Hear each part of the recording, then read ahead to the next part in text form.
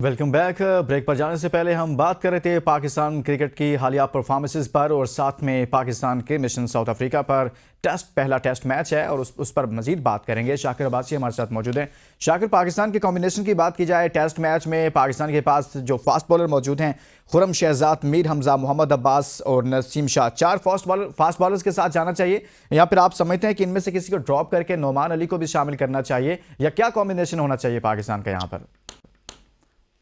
देखिए लुकमान, मेरा नहीं ख्याल कि हमें स्पिनर लेस जाना चाहिए। ठीक है, कंडीशन डिफरेंट होंगी, जरूर वो सारी जो सिचुएशन है वो शायद सीमर को सपोर्ट करे, लेकिन फिर भी एक तजुर्बेकार, एक रेगुलर स्पिनर टीम में होना जरूरी है, क्योंकि पाकिस्तान की रिसेंट कामयाबियां जो है वो स्पिन अटैक के साथ ही हैं। तो वो एक जो एक दाग बैठी हुई है दूसरी टीमों पर, गो कि हमने वो पाकिस्तानी की अपनी होम कंडीशन में कामयाबी समेटी, लेकिन हमारी स्ट्रेंथ जरूर रही है पिछले रिसेंट जो सीरीज है उसमें स्पिन। तो मैं बिल्कुल इसके हक में नहीं हूं कि आप स्ट्रेट अवे बिल्कुल ऑल अटैक के साथ जाएं, फास्ट बॉलिंग अटैक के साथ। एक स्पेशलिस्ट स्पिनर, बहरहाल आपको ठीक है साइम की भी और जो है वो आगा की भी सपोर्ट रहेगी, लेकिन पार्ट टाइम तो ठीक है, लेकिन एक आध रेगुलर प्रोफेशनल तगड़ा जो है वो स्पिनर टीम में जरूर चाहिए होगा, वरना मुश्किल हो जाएगी। अच्छा, कामरान गुलाम भी स्कॉट में मौजूद हैं और डोमेस्टिक में बड़ा अच्छा परफॉर्म करते रहे। जब जब उनको मौका मिला कहीं ना कहीं अच्छा परफॉर्म करते हैं। तो आप समझते हैं कि इस टेस्ट सीरीज में कामरान गुलाम को भी मौका मिलना चाहिए?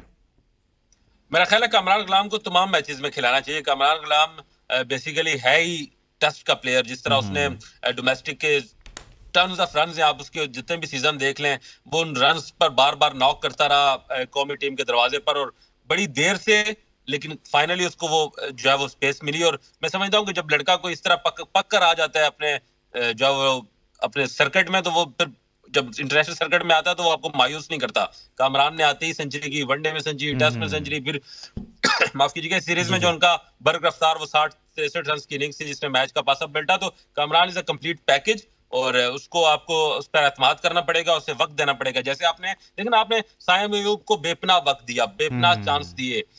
हमने आपने कितनी तनकीद की इस पे, मेरे ख्याल में लेकिन आपने जब उसको शाकिर ऐसा ही होना चाहिए, एक फेयर चांस सबको देना चाहिए और कंप्लीट चांस होना बिल्कुल चाहिए। सबको फेयर चांस देना चाहिए, और जिस लड़के में टैलेंट होगा फिर वो अल्टीमेटली आपको बिल्कुल। आके अपना टैलेंट दिखाएगा, जिस तरह सायम ने दिखाया। तो कामरान भी उसी तरह एक वेरी टैलेंटेड, बड़ा ही तगड़ा, एक मजबूत सॉलिड बैटर है। तो मैं समझता हूँ कि इन टफ कंडीशंस में, जो ऑस्ट्रेलिया और अफ्रीका की कंडीशन टफ होती हैं, इन कंडीशंस में इन लड़कों को मौका दें, ताकि जरा मुश्किल में डले, ये मुश्किल में इनको परफॉर्म करने का मौका मिले, मुश्किल में इनको प्रेशर हैंडल करने का मौका मिले, सीखें, क्योंकि फ्यूचर बरल पाकिस्तान क्रिकेट का यही लड़के हैं।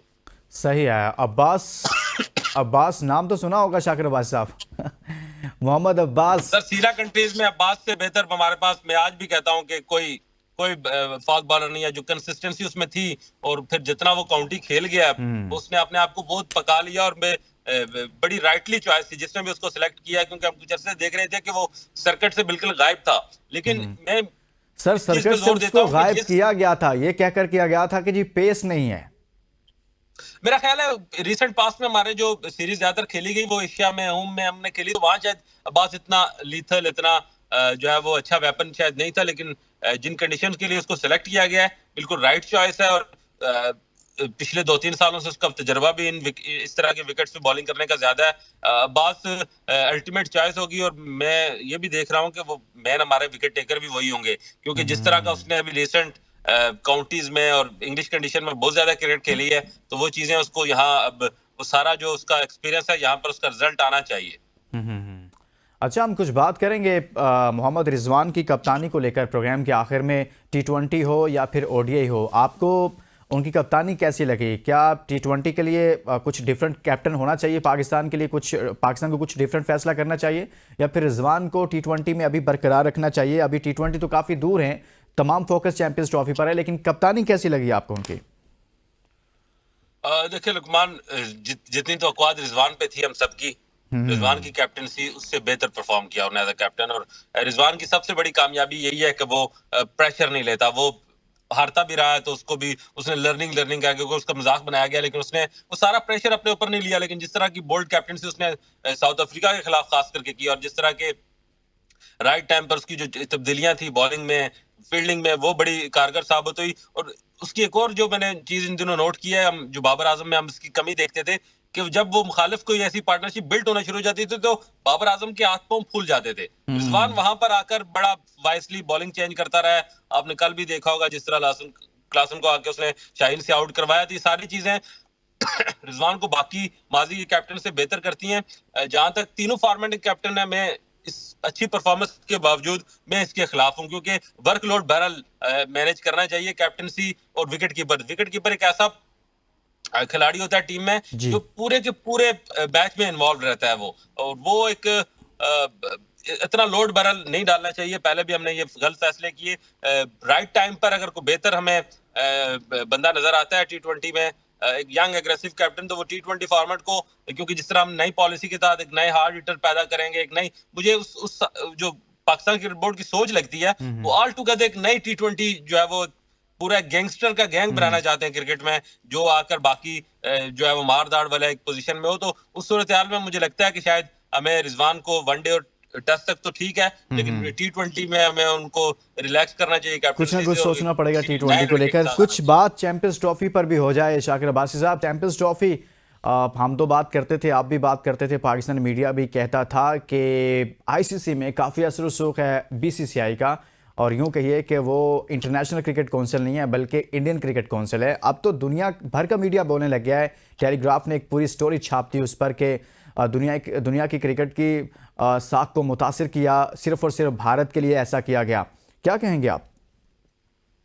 देखें, बिल्कुल जो टेलीग्राफ की रिपोर्ट है, जो उसकी स्टोरी है, उसने भारत की जो और BCCI की जो एक बड़ी ही रिजिड किस्म की सोच है उसको बिल्कुल मैं कहूंगा कि नंगा करके रख दिया उन्होंने, और साबित किया है कि दुनिया में जो लोग अकल शऊर रखते हैं वो इस तरह की मोनोपोली, इस तरह की देखिए, इस तरह मुनव्वर करना आपको ये ठीक नहीं है। आप जब दुनिया की कम्युनिटी में रहते हैं तो आपको सबको साथ लेके चलना पड़ता है। मैं बार बार कहता हूं कि जय शाह से हम ये एक्सपेक्ट करते थे कि जो ही वो BCCI से ICC की चेयर संभालेंगे वो डिफरेंटली बिहेव करेंगे। एक बड़े मुल्क से आ रहे हैं, एक बड़ी डेमोक्रेसी है, वहां की कल्चर को वो बड़ा कहते हैं कि हम बड़े डेमोक्रेटिक लोग हैं, तो ये एक्सपेक्ट हम कर रहे थे। लेकिन अनफॉर्चुनेटली जिस तरह से उन्होंने ये डील किया, ICC का ये चैंपियन ट्रॉफी का इवेंट पाकिस्तान से इस तरह उसे न्यूट्रल वेन्यू पर फोर्स करना और खुद ना आना, इस सारी सिचुएशन में दुनिया बोल पड़ी। हम तो बोल ही रहे थे, और ये अच्छा हो गया कि अब दुनिया भी बोल पड़ी। और देखिए, कितना बड़ा इवेंट है जिसमें सिवाय इंडिया के किसी टीम को कोई पता नहीं है कि उसने अपने मैचेस कहाँ खेलने हैं।